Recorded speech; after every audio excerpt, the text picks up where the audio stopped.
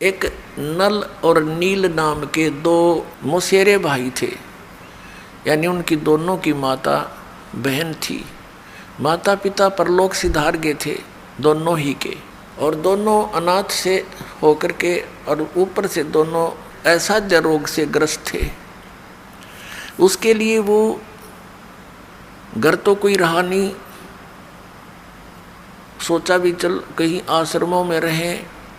वहाँ जाकर ऋषि महर्षियों से मिले, उनसे प्रार्थनाएं की कि हम ऐसे ऐसे दुखी हैं। तो पहले तो ऋषि महर्षि उनको कोई जंतर मंत्र, कोई श्लोक या साधना बताते कि आप ऐसे ऐसे भक्ति करो, ऐसे मंत्र करो।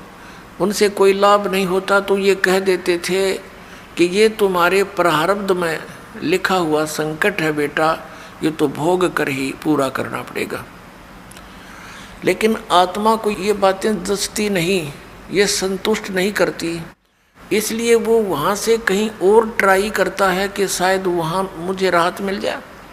तो जहाँ भी ये आत्मा दूसरे स्थान पर गए, उन्होंने पहले तो क्रियाएं बताई, जब उनसे राहत नहीं मिला तो उन्होंने भी यही कथा सुनाई कि प्रारब्ध तो भोगना ही पड़ेगा। तीसरी जगह गए, चौथी जगह गए, फिर कोई कहता ये 3 ताप के अंतर्गत है। 3 ताप के अंतर्गत कौन आते हैं? जैसे प्रेत बाधा, पितृ बाधा, या कोई देव बाधा, किसी ने जंतर मंत्र कर दिया हो, किसी ने श्राप दे दिया हो, तो ये भी कहते हैं ये नहीं कट सकते इन मंत्रों से। पहले तो मंत्र देते हैं, नहीं कटते थे तो कहते तुम्हारे ये 3 ताप के संकट भी नहीं कट सकते, ये भोगने ही पड़ेंगे, तुमने कर्म ही ऐसे किए हैं। लास्ट में ये कह देते। ऐसे ही वो भटकते भटकते एक दिन परमेश्वर मुनिंद्र नाम में आए हुए वो परमात्मा सत्संग कर रहे थे। अब वो दोनों हताश तो हो ही चुके थे, लेकिन आत्मा हार नहीं मानती। उसको मालूम है कि कोई शक्ति है जो दुखी को सुखी करती है, वो है कोई मालिक, कोई परमात्मा है। वो दोनों उनके सत्संग में आ गए, और ऋषियों के पास तो बैठे बहुत गणे, वहाँ बैठे थोड़े से, क्योंकि वो खरी खरी साची के हैं, बाकी सब ज्ञान उल्टा दे रहे थे। तो वहाँ 50-100 व्यक्ति विद्यमान थे। नल और नील भी वहाँ जाकर बैठ गए, सत्संग सुना। कुछ अविश्वास सा हुआ, नहीं बात जच रही थी कि बात तो सारी उल्टी कह रहा ये महात्मा। फिर भी वहाँ उन भक्तों से जिससे भी वो मिले, वह उपस्थित थे, वो सब कह रहे थे हम बड़े दुखी थे, हमें बड़ा सुख हुआ, आशीर्वाद मात्र से लाभ हुआ, हमारा इस भक्ति करने से ऐसा लाभ हुआ। तो उनका कुछ दिल सा डटा, कुछ संतुष्टि सी हुई उनको। जो ही वो जब परमात्मा के पास आए, आशीर्वाद और दीक्षा तो कहते बाद में देखेंगे, पहले प्रणाम कर लेते हैं। तो जो ही वो प्रणाम करने आए परमात्मा के पास, उन दोनों के सिर पे आशीर्वाद भरा हाथ रखा, दोनों स्वस्थ हो गए। एक दूसरे को देख रहे हैं कि हम ये क्या हो गया, जैसे शरीर से 100 मन वजन उठा दिया हो। दोनों चरणों में गिर गए, फूट फूट कर रोते रहे, ए भगवान हमें नहीं मालूम था परमात्मा पृथ्वी पर आए हुए हैं, हम बहुत भटक लिए थे, हमने सब जगह जंतर मंत्र जिसने जो बताया भगवान कर लिए थे, हमें कोई राहत नहीं मिला। हमने तो आत्मघात करने की सोच ली थी कि यदि कुछ दिन में राहत नहीं मिली तो ये जीवन नरक बन गया है। हे भगवान बड़ी दया करी आपने। परमात्मा ने कहा बेटा ये तो फर्स्ट एड है, आपके जीवन में ना जाना कितने और दुख हैं, इसके लिए मैं भक्ति बताऊंगा, वो मंत्र तुमने करने पड़ेंगे। कदे नो सोचो केवल छू मंत्रते सारे काम हो जाएंगे, ये तो इसलिए बताया है कि हम समर्थ हैं। ये केवल आपको एक ये ट्रायल दी है, अपना एक सैंपल दिखाया है कि हम क्या हैं। कहने लगे महाराज मैंने उपदेश दे दो, हम आपके दास है। दोनों को दीक्षा दे दी, भक्ति करो बेटा, ये मंत्र जाप करो, करते रहे। अब वो बड़े दुखी थे, एकदम सुखी हुए तो खुशी का कोई ठिकाना रहा नहीं। और परमात्मा जो भी उनको सेवा के लिए, जैसे सामूहिक तौर पर सत्संग में बताया जाता है कि आप सत्संग में आते हो तो यहाँ एक बाबूजी बनकर नहीं आवे, यहाँ एक दास बनकर आवे। एक जैसे हॉस्पिटल में रोगी जाता है, चाहे वो कितना बड़ा अधिकारी हो, कितना बड़ा धनवान हो, जब उसको ये पता लग जाता है कि तेरी जांच में कोई गड़बड़ हो चुकी है और तेरा शरीर ठीक नहीं है, और उसको डॉक्टर के पास जाता है, डॉक्टर कहता है कि जाओ ये जांच कराओ, तो उसने उस पल की इंतजार रहती है जांच में के आवेगा। उस समय वो भूल जाता है मैं क्या हूँ, मैं कोई अधिकारी हूँ या सेठ हूँ। उस समय वो अपने को रोगी मानता है। ऐसा भाव आपका सत्संग में रहना चाहिए। यहाँ ऐसे रहने से क्या लाभ होगा? कबीर परमेश्वर की अमर वाणी है और इनकी अमर वाणी फाइनल है, जो ने कह दिया वो सत्य है। कहते हैं संत मिलन को आइए तज माया अभिमान, जो जो कदम आगे रखे एक एक यज्ञ समान। संत मिलन को चालिए और तज माया अभिमान, और जो जो कदम आगे रखे सो सो यज्ञ समान। अब देखो एक यज्ञ में कितना पैसा लगता है, और ये यज्ञ फ्री में होगा जब इस विधि से आप सत्संग में आओगे। अधीर बन के आवे, विनम्र बन के आवे, इस अहंकार रूपी राक्षस को कति खत्म कर दे, अपने पास से दूर कर दे कि बस दूर हो जाए, तू तेरा मेरा मेल रहा नहीं क्योंकि मैं भक्त बन गया। और ये राक्षस अहंकार जो है सबसे बड़ा शत्रु है हमारा। जैसे रावण ने भगवान शिव की भक्ति की, भक्ति इतनी की कोई कर नहीं सकता, यहाँ से काट कर शीश चढ़ा दिया और वापस प्राप्त हुए, लेकिन अहंकार नहीं गया। तो जैसी राहत भगवान शिव से मिलनी थी वह बिना प्राप्त हुई, उस अहंकार के कारण कुत्याली मौत मारा गया और राक्षस कहलाया। तो अभिमान बहुत बुरा है, भगवान और अभिमान का एक्सीडेंट है।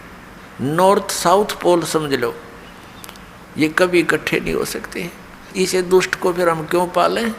और क्या अभिमान इस जीव का 1 मिनट में फूक निकल जाएगा, 2 मिनट में फूक आवेंगे, गधे लौटेंगे इस राख पर जिसका अभिमान ठाए फिरे।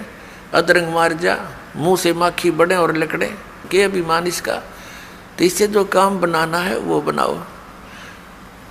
और जैसे भी आप सत्संग में आते हो, जैसी जिससे कुछ हो सकता है सेवा की चेष्टा करने की, कोई बर्तन साफ कर ले, कि भोजन भंडारे में मदद करवावे, कि तब मैट बिछवावे। तो इस तरह की जो सेवा होती है, और बूढ़े बुजुर्ग बीमार यहाँ ज़्यादा आते हैं, उनको प्यार दे, सहयोग दे, उनकी मदद करे, तो इस तरह से आपके पुण्य बढ़ेंगे, आत्मा में एक नम्रता आवेगी। तो कबीर परमेश्वर जी के पास, मुनिंदर जी के पास विशेषकर दुखी दुखी ही आते थे, सुखी तो उनके पास जाते थे उन नकलियाँ ऋषियों द्वारा। और क्योंकि वो तो महिमा के भूखे, अच्छा आदर दें, सेठ आ जाओ उसने न्यारी कुर्सी देंगे, और आ जाओ उसको अलग से कमरा देंगे, और फिर वह 10,000 रुपये दे दें, उसके गीत गाए जाएंगे। इसलिए वो वहाँ इसलिए जाते हैं सेठ, क्योंकि उनका मान होता है। और परमात्मा के दरबार में आते थे, उनको एक मैट पर बैठने के लिए आदेश था, चाहे कोई भी आवे। तो संत वही होते हैं। और वहाँ कोई आदर सत्कार नहीं था किसी का, और अनादर भी नहीं था किसी का, क्योंकि वहाँ विद्यार्थी टाइप में भगत होते हैं। आध्यात्मिक गुरु जो होता है वो आध्यात्मिक टीचर होता है। तो इस प्रकार अब उन अपने आत्माओं जो ये कहते हैं कि भाई प्रारब्ध के कर्म में लिखा हुआ, भाग में लिखा हुआ दुख ये तो भोगना पड़ेगा, पाप कर्म का दंड है। और फिर वो कहते हैं भगवान का मंत्र ले ले, जाप करा करिए, भक्ति कर, आगे सुखी हो जाएगा। अब किसी के पैर में कांटा लगा हो और गहरा लग कर टूट गया हो, उसको स्वयं मालूम नहीं है पीड़ा किस वजह से हो रही है, या उसको पता भी है कि मेरा कांटा लगा, तो वो किसी के पास जाता है और वो ये कहता है कि तेरे पीड़ा का कारण तेरे पैर में लगा कांटा है, और कांटा तो निकल नहीं सकता, ये तो ऐसे ही रहेगा। जूता पहन ले और जूता पहन ले, आगे भविष्य में कांटा नहीं लगेगा। तो पुण्यात्मा कांटा लगे पैर में, जूता पहना नहीं जा सकता, वो तो कांटा निकले और फिर उसको सलाह दे जूता पहन के रखना, नहीं तो फिर लग जाएगा। तो फिर वो कांटे की पीड़ा से पीड़ित व्यक्ति खूब समझता है कि कांटा कितना दुखदाई होता है, तो फिर वो कभी जूता नहीं उतारेगा, बहुत सावधानी बरतेगा कि कहीं फिर से वो आपत्ति ना आ जाए। तो इसी प्रकार परमात्मा कहते हैं, जैसे आपके प्रारब्ध रूपी पाप कर्म का कांटा आप पर लगा हुआ है और वो कांटा निकलेगा यानी सुख हो गया, फिर आपको सलाह दी जाएगी कि ये मर्यादा में रहना और ये भक्ति करते रहना, तो वो प्राणी फिर कभी मर्यादा नहीं तोड़ सकता और भक्ति नहीं छोड़ सकता। इस भय से कि कहीं फिर से ना वो बिजली गिर जा, फिर से वो आपत्ति ना संकट आ जावे, कितना बुरा हाल हो गया था हमारा, तो फिर वो कभी भक्ति नहीं छोड़ सकता और सीधा चलता है। तो इसी प्रकार परमात्मा उनको सलाह देते थे उपस्थित भक्तों को, और वहाँ परमात्मा के पास, कबीर साहब के पास यानी मुनिंदर जी के पास अधिकतर वो दुखी व्यक्ति आते थे। कोई मानसिक पीड़ित, कोई भूत प्रेतों का सताया हुआ, कोई देवों का श्राप दिया हुआ, कोई किसी ऋषि साधु संत ने उनको श्राप दे दिया, या कोई प्रारब्ध के कष्ट से दुखी, या कोई शारीरिक रोग से दुखी। और परमात्मा तो हमारे भगवान है, वो तो अपने बच्चों के सारे दुख दूर किया करते हैं। तो वहाँ वृद्ध अवस्था ज़्यादा बीमार सिमार आते थे, तो भगवान सलाह दिया करते थे, भाई बूढ़े बुजुर्ग रोगी की मदद करनी चाहिए, नफरत नहीं करें। कहते कुष्टी होवे संत बंदगी कीजिए, हो वैसा के विश्वास चरण चित दीजिए। परमात्मा सलाह देते हैं, हमें बताते हैं कि यदि भक्त का कोढ़ भी लगा हुआ, कुष्ठ रोग भी लगा हुआ हो, मक्खियाँ भिनक रही हो, उससे नफरत ना करना, उसकी मदद करना बल्कि जितनी हो सकती है। कुष्टी होवे संत बंदगी कीजिए, भगत को प्रणाम कीजिए, आपस में एक दूसरे को सत साहेब, उसे नफरत करके मुंह फोड़ के नहीं जाना चाहिए। और हो वैसा के विश्वास चरण चित दीजिए। यदि किसी बहन कोई अपने क्रमवश गणिका भी बन गई है, वैसा वर्ती कर रही है, और वो सत्संग में आ जाती है, कहते हैं उससे भी नफरत ना करना, उसको भी साधु जानना। क्योंकि हम सभी ऐसे स्थान पर रह रहे हैं, ना जाने कब कौन के गलती कर बैठे, और हम क्या करते हैं, अपने दोषों को ना देखकर दूसरे के थोड़े दोष को भी घना बनाकर नफरत करते हैं। यह भी हमारी अज्ञानता का ही कारण है। अब जैसे पुण्यात्माओं, कोई चोर है, डाकू है और कोई दुराचारी है, यदि वो सत्संग में नहीं आवेगा तो उसको ये पता कैसे लगेगा ये पाप कर रहा है तू। जिस क्षेत्र में वो रहता उस माहौल में तो फंसा हुआ है, उसी से तो बिगड़ता ही जा रहा है। अब जैसे मैला कपड़ा हो गया तो वो जल के निकट नहीं आवेगा, साबुन प्रयोग नहीं होगा उस पर, तो वो मैल समाप्त कैसे होगा। तो इस प्रकार परमात्मा परमेश्वर कबीर जी यानी मुनिंदर जी अपने उपस्थित श्रोताओं को, भक्तों को शिक्षा दिया करते थे। अब नल और नील तो बड़े संकट से गुजरे थे, पहाड़ टूटा हुआ था दुखों का, 30-30 वर्ष के हो गए थे और बचपन से ही दुखी थे, और जिसने सुसाइड तक की सोच रखी और वो व्यक्ति इतना सुखी हो जाए तो वो ठीक है, हमारी बुद्धि इतना काम तो नहीं करती कि उन्हें भगवान मान लें, लेकिन भगवान से कम भी नहीं मान सकता वो व्यक्ति जब थोड़ा सा भी उसके अंदर इंसानियत होगी तो वो तो एक महान आत्मा थी नल नील। उस दिन से वो बहुत सत्संग में सेवा करने लगे। बूढ़े बुजुर्गों के कपड़े, रोगियों के, अपाहिजों के कपड़े ले जावें, लाओ जी मैं धो लाऊंगा, उनके कपड़े धोवें, बर्तन साफ करें, उनको आराम से बैठावें, नवावें, यानी इस तरह वो सेवा करने लगे जो परमात्मा मुनिंदर जी के आश्रम में जो आया करते थे। लेकिन वो फिर भी एक सीधे साधे थे, भोले से दिमाग के थे।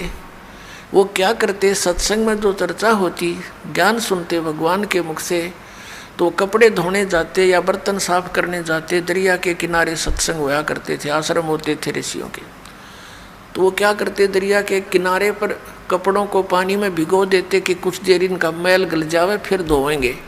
इसी प्रकार बर्तनों को, और बैठ के किनारे पर वृक्ष के नीचे सत्संग सुनी हुई बातों पर दोनों चर्चा करते थे, और फिर अपने बीते हुए समय पर, अपने पास टाइम पर भी बहुत विचार करते थे, और कहते थे देखिए वो ऋषि क्या बकवाद किया करते थे, पहले तो कहते थे ये जंतर कर ले, ये मंत्र कर ले, और फिर लास्ट में कह देते थे ये तुम्हारे प्रारब्ध का भोग है, तुमने भोगना ही पड़ेगा।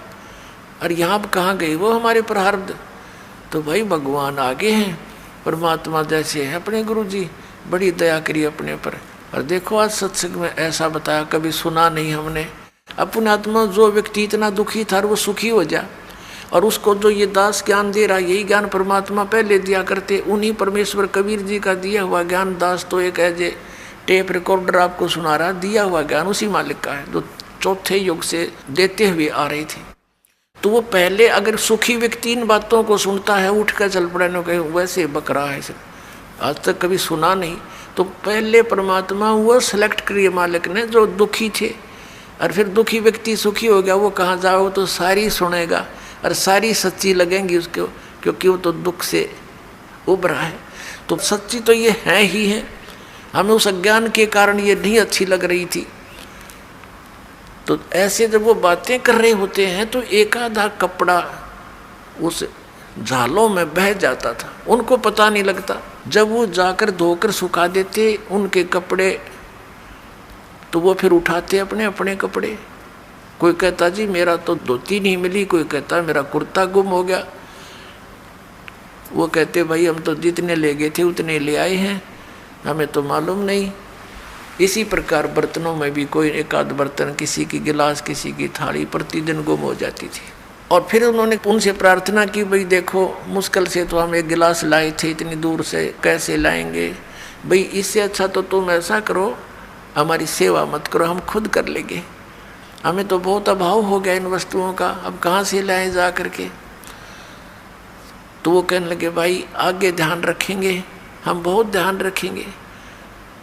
तो अन्य जो और सेवादार होते थे वो बताते थे कि ये भोले भाले व्यक्ति हैं, उन कपड़ों को बर्तनों को भिगोकर पानी में बैठ जाते एक तरफ, भगवान की चर्चा करते रहते हैं, इनको पता नहीं लगता वो पानी में बह जाते हैं। कहने का भाव ये शिकायत गुरु जी के पास पहुंच गई, मुनिंदर जी के पास। अब उनको चिंता होगी कि महाराज जी के पास बात गई और अब ये हमारी सेवा छीन लेंगे। अब सेवा छीननी गई तो भगवान रुष्ट हुए हमारे से, गुरु जी रुष्ट हो गए तो हम पर तापत्तियाँ फिर आ जाएंगी। वो इस भय से करबद्ध हो करके वहाँ गए, गुरु जी ने बुलाए। परमात्मा ने कहा बेटा ये बहुत परेशान हो गए हैं, आपकी नीयत अच्छी है सेवा करने की, लेकिन इनको प्रॉब्लम घनी हो जाती है, तुम सेवा रहने दो बेटा, कोई और सेवा कर लो। वो चरणों में गिर गए, बुरी तरह रोने लग गए, हे परमात्मा हमारी सेवा ना छीनो, हे भगवान आगे हम बहुत ध्यान रखेंगे। तो भक्त कहते जी इनने कई बार कह ली ये बात, तो ये फिर जाते भूल जाते, इनके बस की बात नहीं।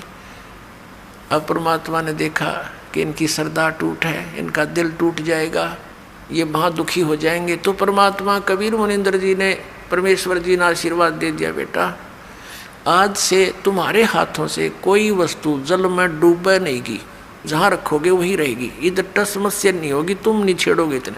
अब इस वर्क को पाकर वो बड़े खुशी हुए, जाकर देखा वो कपड़े भिगो दिए, जहाँ रखे थे वहीं रहे। थाली बेले काशी के होते थे वो रख दिए, काशी तो वैसे डूब जाती है, काशी भर के पानी तो बेला, और उस पर दरिया पर रख देते थे, जो का तो रहता था। फिर एक आध कहने लगा पत्थर तो उठा कर रख के देख लो, वो एक आधी कंकर पत्थर उठा कर रखे, वो जहाँ रख दिया उस जल के ऊपर एज इट इज सथी रहने लगे। तो ये उन भक्तों की तो प्रॉब्लम हल होगी जिनके बर्तन और कपड़े गुम होया करते। तो इस प्रकार नल और नील को ये आशीर्वाद परमेश्वर मुनिंदर जी द्वारा दिया गया था। अब परमात्मा कहते हैं गोता मारूं स्वर्ग में जा बैठूं पाताले, कह कबीर ढूंढता फिरूं अपने हीरे मोती लाल।